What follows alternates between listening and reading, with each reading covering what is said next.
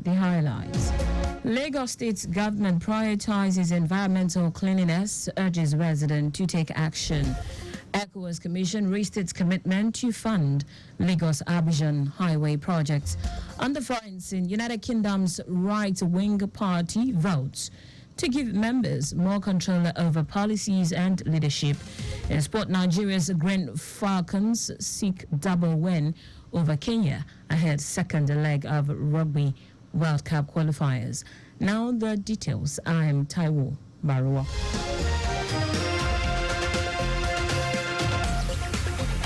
The Lagos State government has urged resident market men and women, artisans and commercial establishments to prioritize environmental cleanliness in order to prevent spread of all forms of diseases. Special Advisor on Environment Olakunle Rotimi Akodu made the scenario at the commemoration of the 2024 World Clean Up Day sensitization program held at Bada community in the Oshodi Solo local government area. Rotimi Akodu describes the event as a global exercise with the 2024 theme, Make Room for Life, underscoring the fact that residents should inculcate the habit and make it a way of life by cleaning up their environment always and refrain from blaming the government once it rains and flash flood occurs. In her response, the Yaloja General Oshodi Solo Market, Sekinat Adeyoju, expressed appreciation to the government for the laudable exercise, saying continuous effort to clean up and sensitize the state by the government is for the best interest of all residents. She pledged that market women and men would continue to inculcate the culture of engaging in environmental sanitation always, as well as endeavor to dispose waste responsibly and patronize the PSP operators. The Lagos State Task Force has deployed additional patrol motorcycles across key areas of the state to tackle the menace of one-chance operators and other traffic-related crimes. Chairman of the task force, Adetayo Akirile, highlighted the areas with high incidences of traffic robberies, to include Agege Motor Road, Fagba, Bagada Expressway, Yanuguru, Oshodi Expressway, among others. Akirile said the added patrol units will improve the agency's ability to swiftly respond to incidents, track down criminals, and create a greater sense of safety for all motorists. He urged residents to continue reporting suspicious activities to the agency through the designated phone number 0808-9705-002 or the agency's social media handles. The Lagos State government, in collaboration with the Lagos Urban Development Initiatives, LUDI, and other stakeholders, will observe the annual Car-Free Day in Lagos on Sunday, 22nd of September. The initiative is designed to encourage road users and motorists to set aside their cars for a day and embrace active and inclusive means of transport, such as cycling and walking, known as non-motorized transport. Commissioner for Transportation Oluwaseun Oshiemi explained that the primary aim of the initiative is to raise awareness about the benefits of non-motorized transport beyond reducing environmental pollution. It addresses the detrimental effects of insufficient physical activity on health. According to the World Health Organization, WHO, physical inactivity is the fourth leading risk factor for global mortality, accounting for 6% of global death.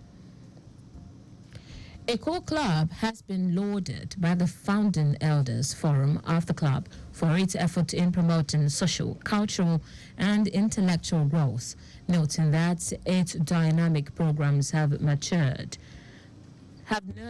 talents and celebrated the city's diversity for future generations. The former Honorable Justice Ibrahim Olorunmibe stated this during Founders Day celebration to mark the activities of the 50 years anniversary.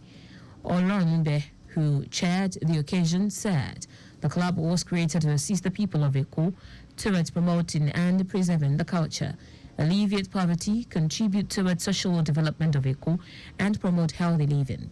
He commended the club's sense of patriotism and citizenship to the massive development and growth experienced in the once upon small land of Eko Club in Surulere that has now grown to be full of gigantic buildings and edifices. A book club is a tribute data. From my research, a book club within 50 years and substantially covered the ground. And the club is not resilient. They are still working towards improvement. In his closing remarks, President of Eco Club, Razak Amodu, said the club has made numerous contributions to the cultural tapestry of Lagos State through its various empowerment programs. He also commended past members and present members who have contributed immensely to the growth and development of the club. In the last 50 years, the Eco Club has attained the enviable position of first among equals because we are a club that integrates culture, tradition, professionalism, and civic conduct. This among other qualities. This feat has been attainable due to the vision of our founding fathers, elders, captain of industries, affirmations, and the guidance of our traditional and spiritual. That was the President, Eco Club Association, Razak Amodu. And now to the rest of the stories. The Economic Community of West African State, ECOWAS Commission, has reassured that fund will not delay the Lagos-Abidjan Highway Corridor as construction of the 1,068 kilometers project begins in 2025. Chairman, Ministerial Steering Committee and Nigeria's Minister of Works, David Umahi, stated this at the 21st Steering Committee meeting of the Lagos-Abidjan Corridor Highway Development Project in Lagos.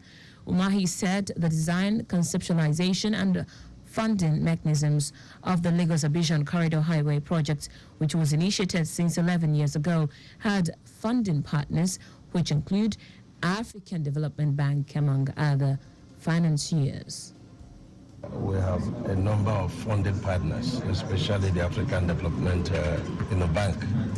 They've been part of every process, in the development of this project and the way we are.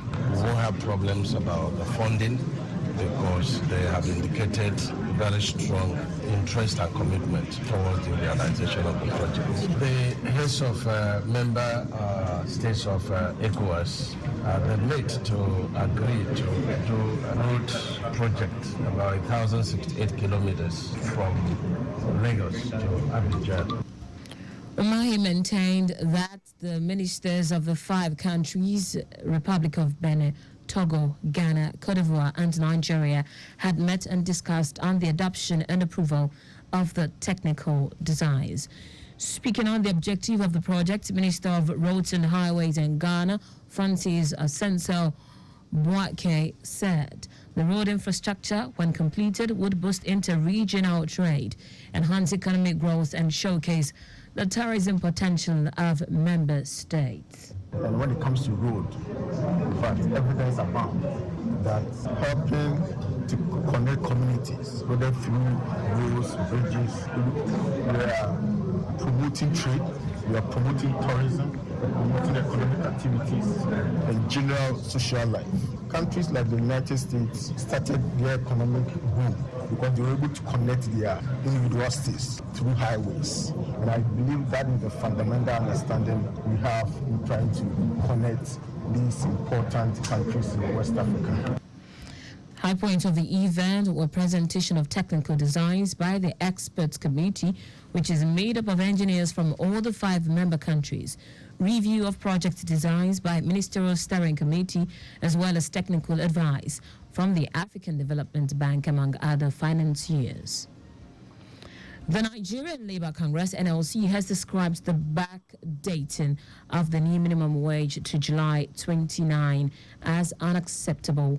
NLC Head of Information, Benson Upa, who faulted the government's decision, said the backlog to July is not fair to the Nigerian workers. Also, the National Vice President of the Trade Union Congress, Timi Etim, criticized the government's move.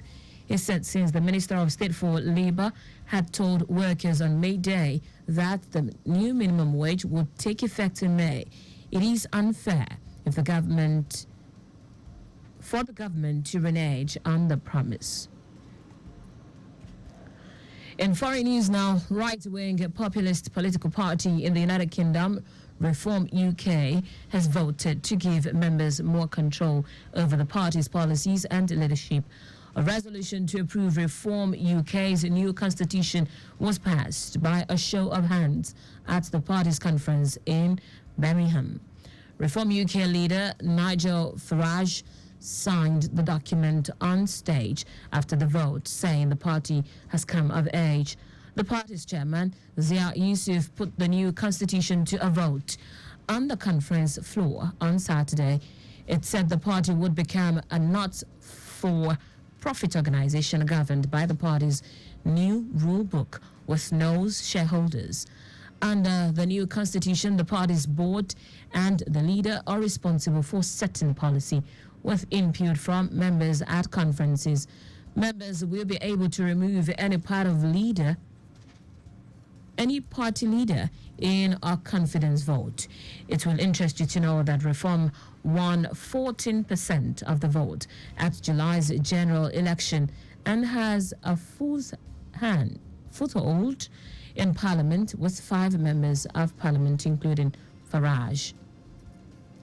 In sport now, the Nigeria women's rugby team, the Green Falcons, are looking to claim the scalp of Kenya the second time in 4 days when they lock horns in the second of a 2-match series for a sport in the 2025 World Series at the Impala Stadium, Nairobi, on Sunday. The Nigerians made history on Thursday by charging to a 22-14 win over Kenya in the first leg of the first ever MEA Women Rugby League World Cup qualifiers at the same venue.